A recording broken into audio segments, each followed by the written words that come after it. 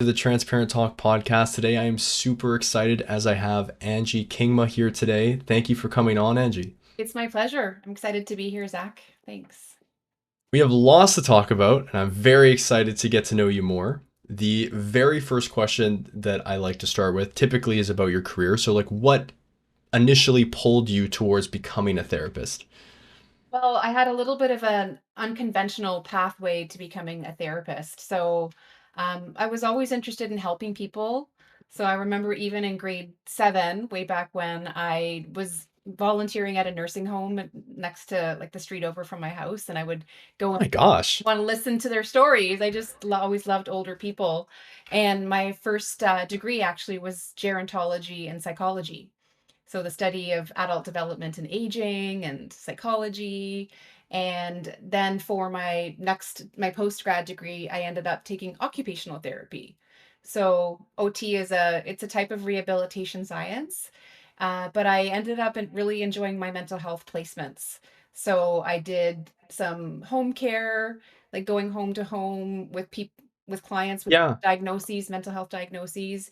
And I ended up just specializing as a mental health OT for a good, say, 10, 15 years. And then the College of OTs of Ontario, um, that there's this new college called the College of Registered Psychotherapists of Ontario.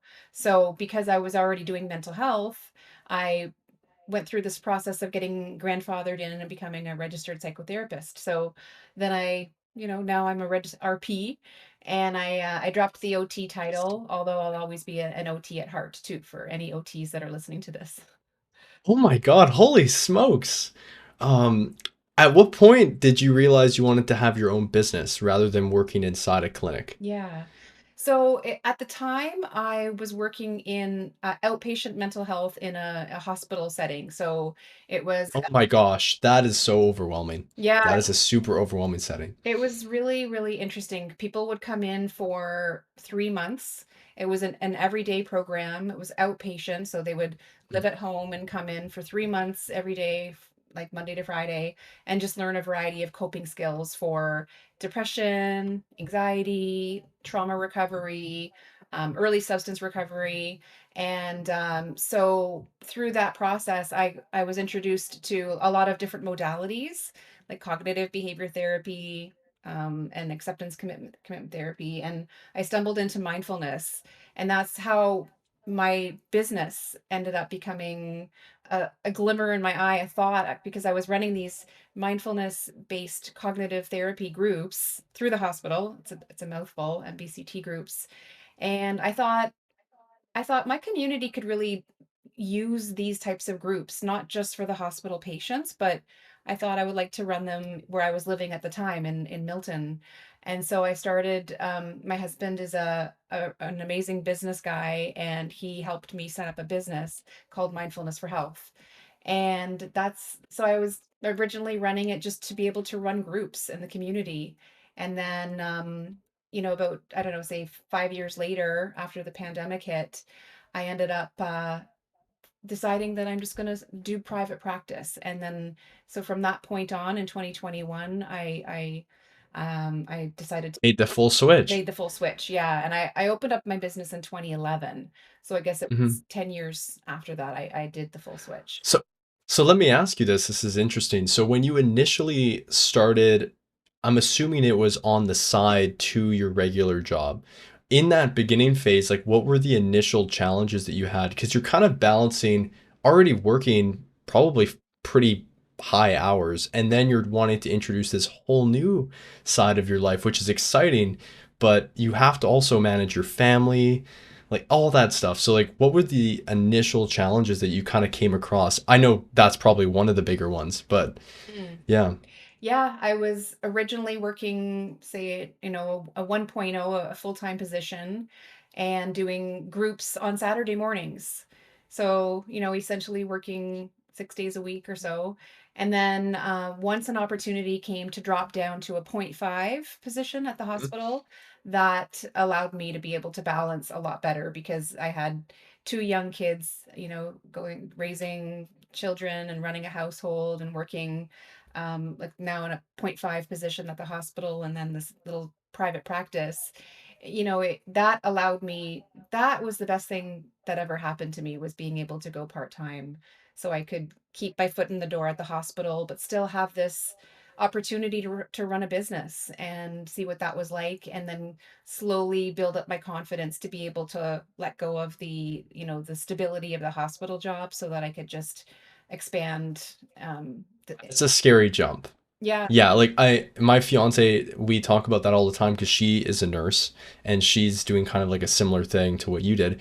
When COVID happened, did you already know upcoming to COVID, you were already considering dropping and going into your own thing completely on your own? Was that like starting to become a thought and then COVID happened and then you decided, or was COVID kind of the turning point for you deciding to do it? That's a great question because originally I thought I would be a lifer at the hospital. Like I thought I would just forever until I retired, just do my little point 0.5 position. But then when COVID did hit, it changed everything.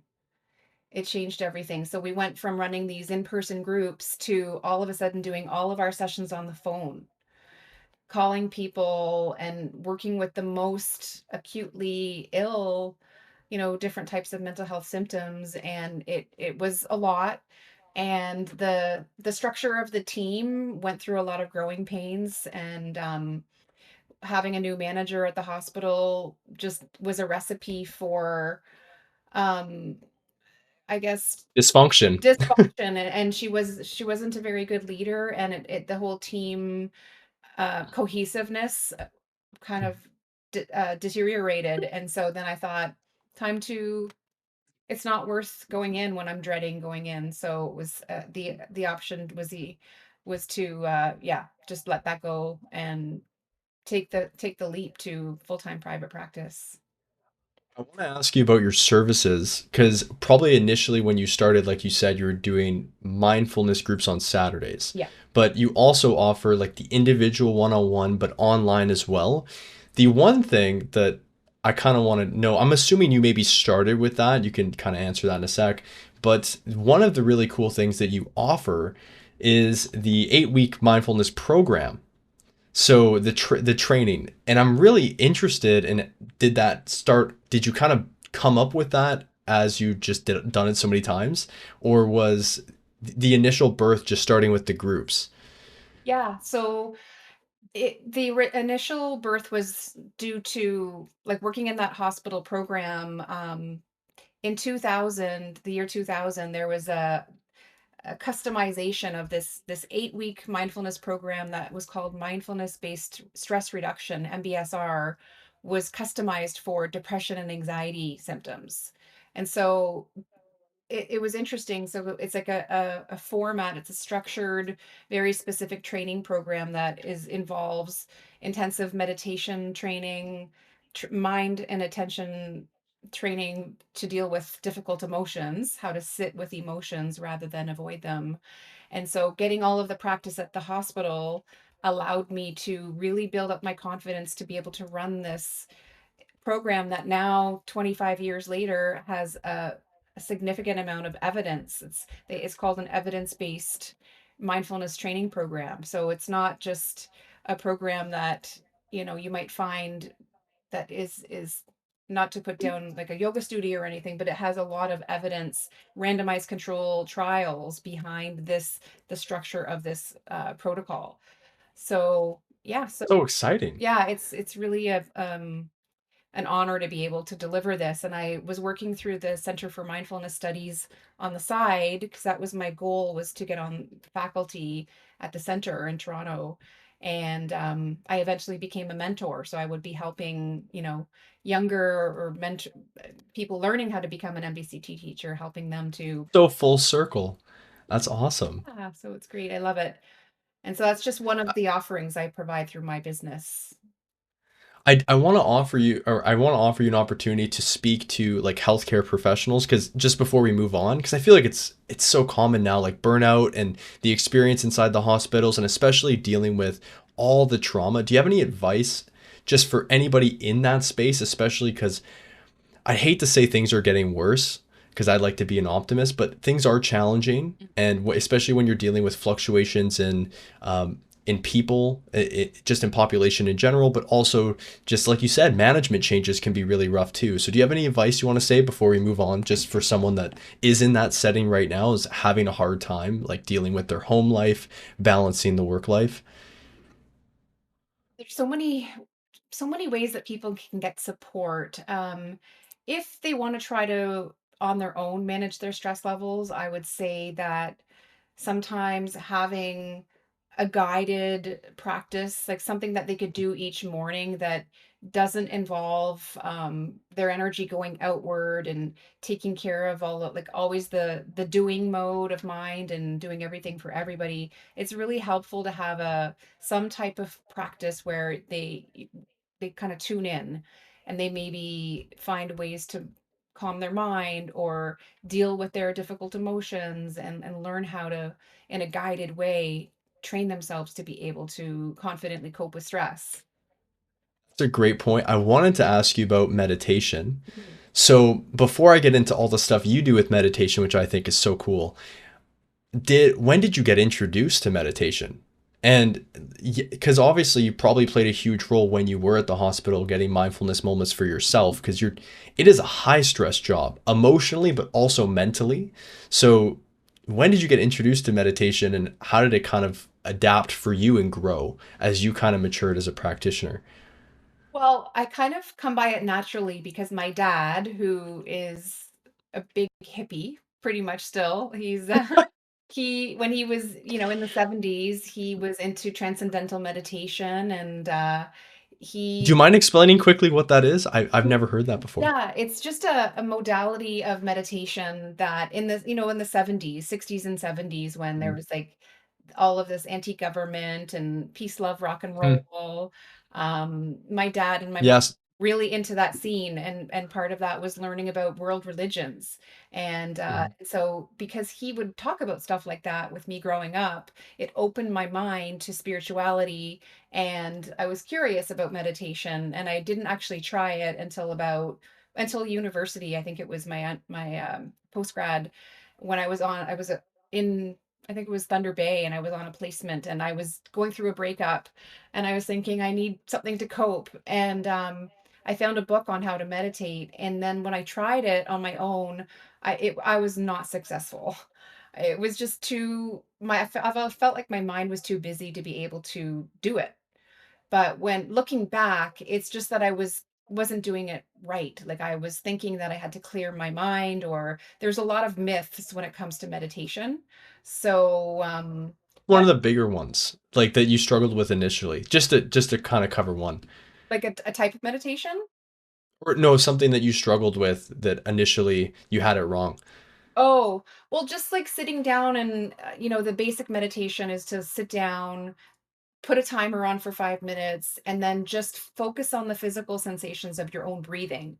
So feeling the inhale all the way in and then pausing and then feeling the air coming out through your nose, or feeling your chest lowering as you breathe out. Basically it's like focus on the neutral sensations of your breath coming in and out. And my mind was just so busy that a lot of time I would be thinking of my to-do list, or I'd be forgetting of what I was doing and then get mad at myself, and then I just gave up. So that a basic breath meditation. A lot of people actually try it on an app and then they just stop doing it because they feel like they're doing it wrong, and that's exactly what happened to me. So once had formal training in I went to UCSD in California, related to the mindfulness teacher training, and then I realized, oh, okay, we're not actually trying to stop our thoughts. We're not actually trying to empty our mind like a lot of people, like I incorrectly believed. It's actually taking those thoughts and getting acquainted with the habits of the mind. So, we're Uh, feeling our breath, and when the mind wanders into planning or remembering or rehearsing or all the habits that we have, we gently bring it back, almost like a bicep curl, but for our attention, we bring it back and we build the muscle of attention to be more in the here and now. because a lot of our stress has to do with our mind wandering into the future. And do you find that with that practice, similar to the gym, that when in stressful moments, it's easier to disconnect yourself from those moments if you practice meditation often? Is that sort of your experience with it and what you find with people that practice? Yeah, great question. The more I would formally practice, a formal practice is where you carve out time to either with either just a timer and you're guiding yourself, but most people will use a guided meditation. But the more you practice in a formal way, like let's say you practice for 10 minutes of continually training yourself to bring your attention back to your breath or to your body or to the sounds in the environment or other things that are in the present moment, then you can catch that more in your day to day. So you can actually learn how to stabilize and gather the scattered mind, because our mind is just, in the nature of the mind is to wander and to be busy and to be reminding us And to drift, to and drift. Yeah. to think, to remind us of all of our problems and things that have to be addressed and still taken care of. It, Yeah, so it's a training.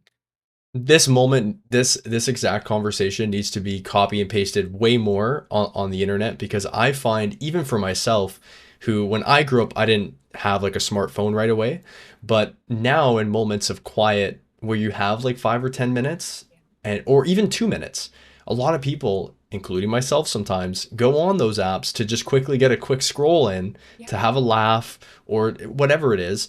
And it's those moments back in the day were more meant for the mindfulness, for the reflection, so you feel better and more refreshed going into what you were supposed to do. So things have been a little bit interesting with that, but I do want to move on, but kind of a quick shift. Yeah. You do meditation, guided meditations across Spotify, Apple Music, on Google. And what inspired you to commit so deeply into actually providing that? Yeah. It was exclusively, and originally it was due to the 8-week program. It was the 8-week MBCT program, because each week we cover at least 2 different meditations together as a group. We practice in session together, and then they make a commitment to go home, and every week, like every single day, they practice 1 or 2 meditations, and that's part of the training. So the original meditations were for that program, and then clients were asking for other ones for different intentions. So then I just started adding to the library. Love that. Yeah, so obviously that's going to be in the show notes for anybody. I know that I'm going to be checking it out in my own moments, probably even this weekend. But the next one is sort of similar on still the meditation track. But what is something that you wish more people understood about meditation and what it does? We sort of covered a little bit, but if there's anything else you want to add there, I'd really like to hone in, because so many people write meditation off very quickly, Yeah. because I think it's getting, I don't know, over stigmatized. I don't know what you'd say in your professional opinion, but is there anything you'd want to add to what we were talking about earlier? Just I would think, because of the complexity of our world, as we were saying at the beginning of the interview and even before, there's so many types of stressors these days that are activating for our mind, where we get so stirred up, and then our bodies also get activated, like, when we're overwhelmed with or anxious or stressed. Meditation helps, it gives us a tool to be able to unite the mind and the body, and learn how to use our inner resources as ways to cope, rather than our knee-jerk reaction, which is to avoid, tune out, numb out, in all those different ways that we do. It's we just, it's like a instinct. We just don't want to feel stressed, and so we move away from it. But this is different. A meditation trains us to turn towards the difficult, like to be able to Yeah. build our ability to concentrate on our breath and our difficult sensations when we're stressed, and learn how to bring the sensations, the stress response down. So we use our mind and our body to our own benefit, because for some reason our mind and body sometimes work against ourselves. Like, Yeah. inadvertently, we actually increase our own stress and suffering by the mind's reaction to, you know. yeah, the reactions of blaming ourselves and wishing things weren't happening and all the things. This is actually exactly what I'm going to be asking you for my next question. Because right now, in this sort of phase of our conversation, I want to focus on prying as much valuable information out of you as I can, just for the listener. Um, there's a lot of people that struggle with depression, anxiety. And I know that's really broad, so I'm going to kind of narrow it in for you. For people that have troubles with getting started on something, like they know that they want to do something in life, whether it's like a new job or whether it's even like a hobby that they want to start, but they just keep feeling blocked from starting it. Like they just feel such resistance, and it's almost like numbing and just hard to kind of get to that. Do you have any advice from like your own experience from people that have come in with those types of struggles? Yeah.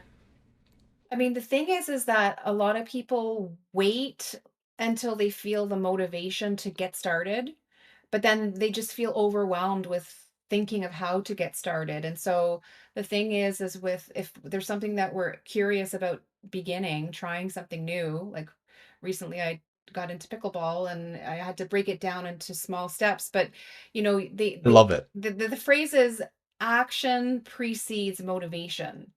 Like, it's sort of like the reverse of what you would think. It's like you have to take the first step, break it down into something manageable, like just stepping foot into the gym or whatever you're interested in doing is take that first step. Like instead of looking at the whole staircase, like just take that one step and get started. And then the mind and the body realize that okay, it's not as scary as I was thinking, or it's like way easier than I was thinking. I So, love that, Angie. mhm, Thank you so much for that. yeah, Okay, now this is kind of getting on to the really exciting stuff, at least for you and me, which is the whole rebranding of your business, which is super exciting. yes. So there is a total rebrand happening at Mindfulness for Health, a new logo, a new website, a whole new direction. Mm. What pushed you to make that shift and rebrand? And Yeah. Well, it started with a move. We moved to cities. So when my daughter was graduating grade 12, we thought, well, we're not tied to this city anymore. So we moved to Stony Creek, and I set up a business in Burlington nearby. And I thought, I wasn't in terms of having new clients come in and get to know my business. I took a look at my website and to see how it was functioning on Google, and realizing that I was a little bit sort of behind the times when it came to the speed of the website and some of the functionality, although the way that it was set up was amazing, and it like we still had a lot of new clients coming in, but I just felt like we were 10 years into the business, and I thought to stay relevant and to keep the business growing, I felt like I needed to consult with someone to find out what were some hindrances for growth for the business. So that's kind of what led me to reach out to you through transparent marketing, and through thank goodness for your patience, because it was a process of trying to figure out who I wanted to go with, and because you work with therapists and specialize with therapists, I felt confident to once I got to know you and saw how patient you were and knowledgeable, I thought I felt confident to take the plunge and go for a whole rebrand and refresh. well, it is no problem waiting on you. It was an absolute pleasure, and it is a pleasure to work with you and talk with you. Thank you. With the logo, we did a big shift with the logo. Mhm. What inspired you to want to change the logo to begin with? Because it's a big change to change your logo. When you have your own business, it's kind of like your staple, Yeah. and people get really uncomfortable when talking about changing their logo. What made you so confident in wanting to do that? And what kind of made you shift? Obviously, people can go check out the website, they can go check out the new logo, Mm. right? So you don't have to describe it necessarily, but like what made you kind of inspired to do that? Well, it was just your gentle inquiry, like just a question like, "Hey, what do you think of the Mhm. old logo? Like, since we're Mhm. redoing everything, what if we were to even would there be anything that you would be interested in?" So I just those seeds that you planted about thinking of the old logo, I did and do. I still love our old logo. Like it's basically, the stacked rocks, the black and gray stacked rocks. Yeah. perfectly balancing there with the little baby green leaves in the background, and I still do love that, but I was just starting to think that it was maybe a little bit outdated, maybe a little bit too cliche when it comes to therapy practices. A lot of people use the rocks and the concept of balance. And I thought that, I I'm going to start to brainstorm. And so I started to think about what my business actually is all about now. And so the new logo has it takes into consideration the modern complexities of daily life. So Mm.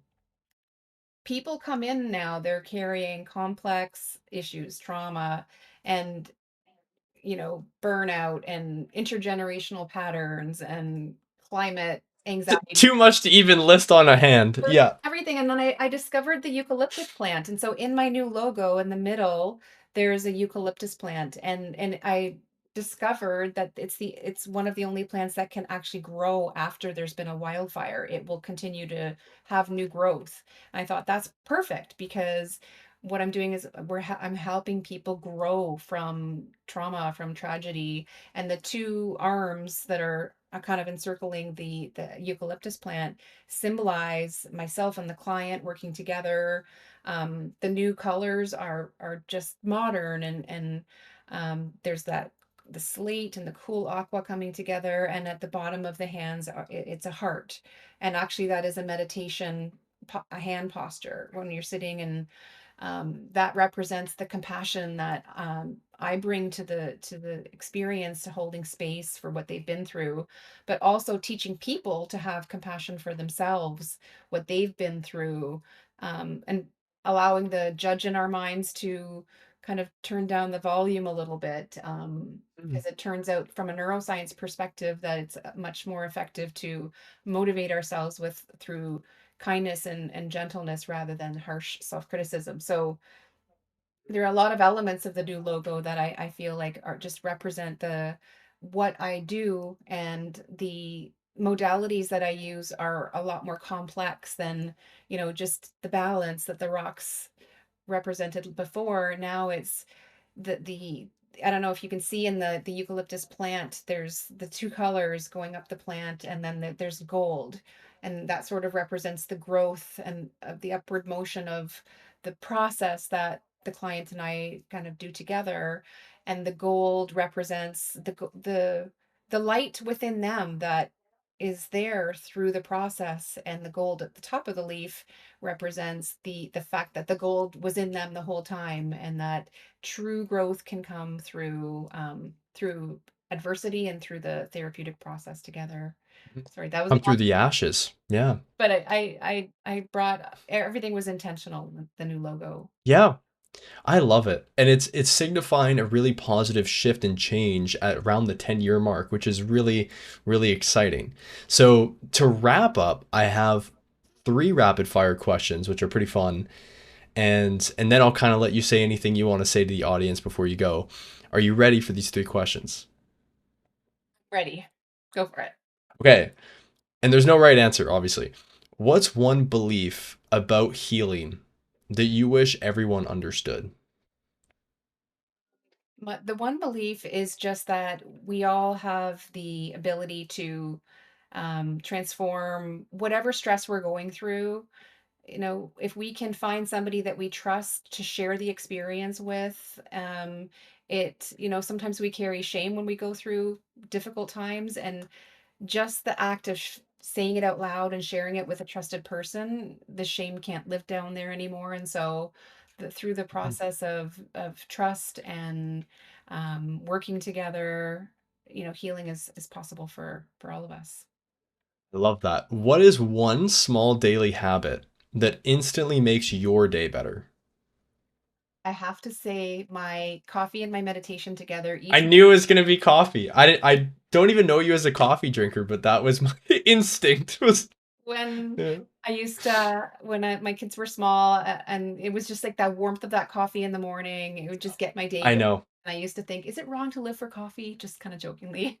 Yeah, But yeah. yeah, we really appreciate good coffee in this household. And then I pair that with the meditation, which is quiet and inward Mhm. focus, and do my own healing work so that I can be there for my clients. Quick question on the coffee before the last question is, do you have a specific machine or a preference in your coffee making? Yes. Okay, so we have a Breville. We had a Jura, Jura, a Jura for years and for like 10 years, and that we thought that was I thought that was amazing. But we got a Breville last year when we moved here, and it has changed my life. We all no longer have to go to Starbucks or wherever anymore. We just love the coffee at home. And the brand is an Italian brand called Lavazza, I think it's Yeah. called. Yeah. I'll add it to the show notes. Yeah. Yeah. Awesome. Oh my gosh, thank you. Okay. Yeah. I will be looking at that Mhm. this Christmas. What's a book, podcast, or practice that you always come back to when you need grounding? I know meditation's probably like the easiest answer, but maybe like a book or a podcast that you tend to come back to when you want to reflect. There's one that I always enjoy. It's called The One You Feed. The One You Feed. I don't know if you've heard of it, but it's a guy who he went through his own adversity. Like he talks it very openly. I forget the guy's name. I wish I could think of it off the top of my It's head. okay. It'll be in the show notes. Don't Yeah. worry. The One You Feed. He's just a great interviewer, and he has amazing guests on. That's one that I always come back to. Mhm. Yeah. Is that a podcast or is that a book? It's a podcast.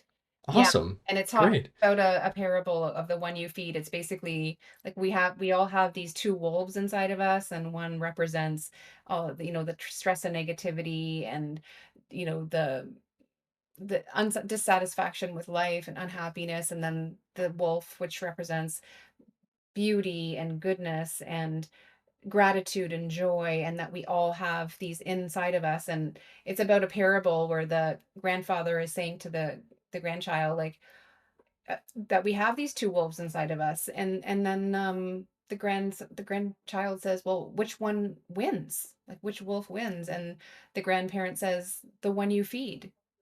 So it's sort of like Love it's it. very Hmm. indicative of like, where do we want to spend our attention and what do we want to pay attention to. And Hmm. it's not about getting rid of the negative wolf or whatever, but it's about learning how to work wisely with it and sort of tame it.